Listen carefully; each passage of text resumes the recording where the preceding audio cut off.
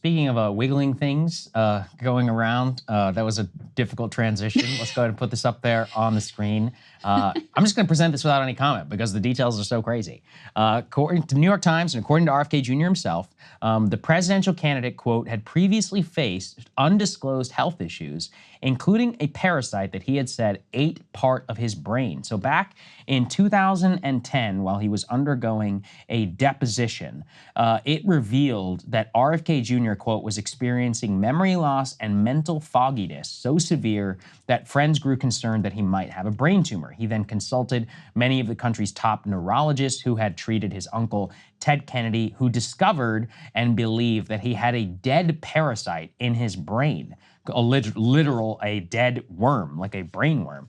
The dead parasite, believed to have either been contracted through his diet, of which he said was very heavy in fish and in tuna, which he said was combining with mercury poisoning, and he had also just returned from a trip to Southeast Asia. But the point is that it's a pretty serious, actually, health condition that could lead to strokes, to seizures, and to other things. He had said in an interview with the New York Times that he eventually did recover from memory loss and fogginess, and he has no current after effects of the parasite, which he said had not required treatment. Nonetheless, it has not stopped both his opponents and many others from making brainworm jokes. So what do you make of this, Krystal, before we get to the actual news? Just a crazy situation. Yeah.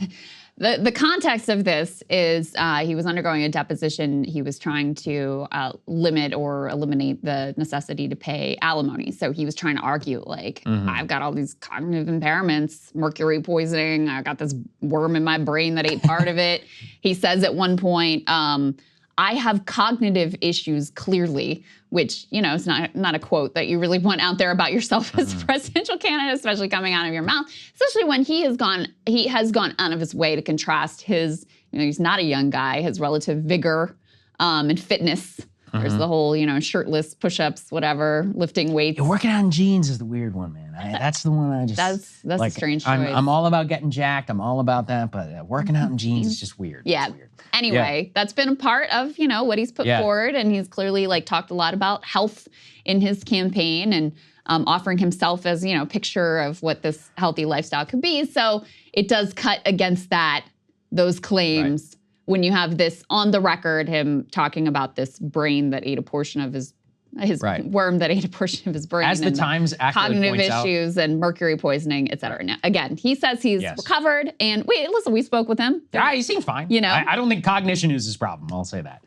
That would be my assessment as well. Yes. RFK Jr. tweets after the news, I offer to eat 5 more brainworms and still beat President Biden and President Trump and Biden in a debate. I feel confident of the result, even with a 6-worm handicap. New York Times also accurately pointing out that neither of them, Biden nor Trump, have released their medical records, and that we don't know very much about their cognition practices either, which I think is a very, very fair point. Indeed. There was also an interview, we wanted to add some medical heft. So Dr. Sanjay Gupta at CNN explained some of the background on medically how this is even possible. Here's what he had to say. This does happen. I mean, obviously, we're just hearing about it from RFK himself, but I can tell you as a neurosurgeon, it's a rare condition, but it's typically something that is caused by eating undercooked pork.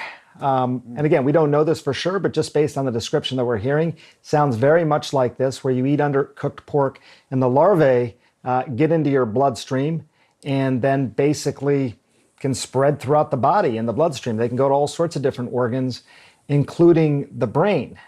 Jim. So again, it's unusual. But let me show you an image here. This is what it might look like in someone's brain.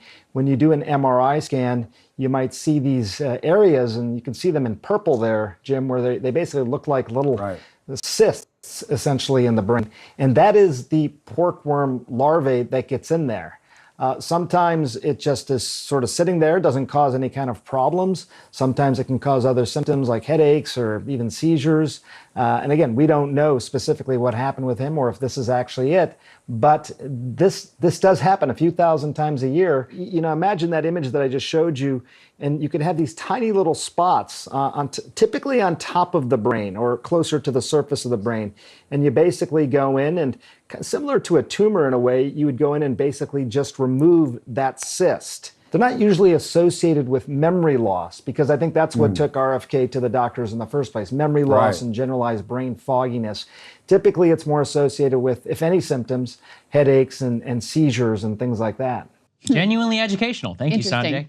Let's also put this up there on the screen as RFK Jr. pivoted the brainworm conversation to the debate. He's also challenging Trump to a debate at the upcoming Libertarian National Convention, where the two of them will be speaking. Basically, he said, it's very long, but he says, in a three-way, you are ahead, but I'm coming up strong. Two new polls have me at 15% debate threshold. Another one has me at 26% amongst young voters. So I'd like to make you an offer. We're both going to be speaking at the upcoming Libertarian Convention. It is perfectly neutral territory for you and me to have a debate where you can defend your record for your wavering supporters. You have said you're not afraid to debate me as long as my poll numbers are decent. Well, they are. In fact, I'm the only presidential candidate in history who's polled ahead of both major party candidates in some head-to-head races. So let's meet at the Libertarian Convention and show the public that at least two of the candidates are not afraid to debate each other. This is powerful because, Krystal, Trump has been challenging Biden day after day after day for a debate. And he keeps saying, let's not wait until the presidential debates, in October. Let's do it right now. Obviously, Biden is demurring. So here, RFK is like, hey, man, all right, let's do it. You say you don't want to do it outside the Commission on Presidential Debates and all of that, but no response yet from the Trump campaign. In a way, though, RFK Jr. is kind of playing the same game that Trump and Biden are. Trump and Biden feel it's like beneath them to debate RFK Jr., which is BS. Yeah. Like he is, Oh, they should debate him. Registering the polls. He's a consequential candidate, and more debates are better, et cetera, et cetera. Apparently, Jill Stein has asked RFK Jr. to debate, and he's denying her the opportunity. Well, then what's going on, to guys? do the same. You guys should all do it. You guys all should be debating. We should get to hear this contest of ideas. Jill Stein's not registering as high in the polls as RFK Jr. is, but she actually has more of a path to being on the ballots in more states.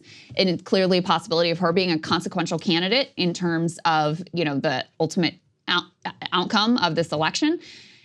I would say her views and RFK's views are more divergent in certain respects than RFK Jr. and Trump, or RFK Jr. and Biden. Certainly on the question of Israel, they're much more divergent. So it would be a robust exchange of ideas. So I'm for all of these debates, and I wish they would happen, and I am not hopeful that they ultimately will. Although I guess, I don't know, what are you thinking about a Trump-Biden debate at this point? You think it might? I would give only 50%. Yeah, I don't know. I think Biden is a big as norms guy, so he might do one. That's he true. He that's might a good point about him. But that's about it. I don't think we're gonna get three. He's also arrogant. Like, I'm not sure he realizes his own limitations. That's true. He's an arrogant guy. We started off our show, and even with him talking about Israel, I was telling you, I'm like, oh my God. Look, I feel physical pain whenever I watch that man speak. I cannot be the only one. And imagining that on stage for 90 minutes, say what you want about Trump. I know he's old, but he is not showing similar signs of decline. I'm not saying it can't happen quick. It certainly can, health, etc. But with Biden, it is clear as day, and it's very difficult. So Trump says a lot of weird and incoherent, inexplicable things, but he says them with a lot of energy and vigor. Yeah, exactly. Right? That's it. So with Biden, he says a lot of incoherent or imaginary things, and it's said with, he can barely get it out, and he's coughing. He can barely find the word, et cetera, et cetera. I don't know. The whole thing is very odd.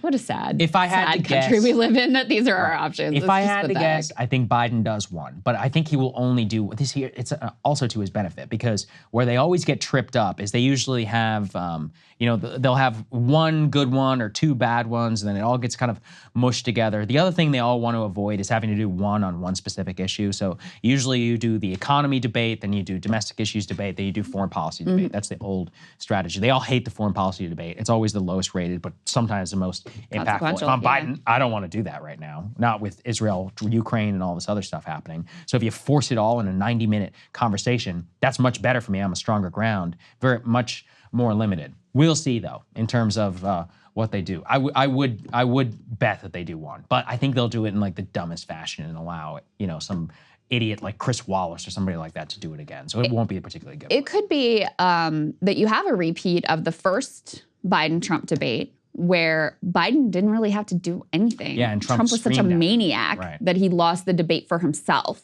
You could have, so I don't think it's guaranteed that Biden is the loser of a debate versus Trump, because also, part of what people have liked about Biden in the past, although this has eroded significantly, especially as he's, funded and fueled a genocide in Gaza Strip. But this sense that he's like a nicer guy, more likable guy. Yeah, he's got his problems, but I kind of like this guy. And, having that contrast with Trump on stage, if Trump's coming off as a prick and an asshole, as he often does, may not be the worst thing in the world for Joe Biden. So I'm sure they're weighing all of these things. And especially, look, it's a high risk, but it's also a significant reward for him, given how low the bar is, how low the expectations are for Joe Biden. We saw this with the State of the Union, the fact that he was able to get out there and give a speech and not have a clear health event on national television.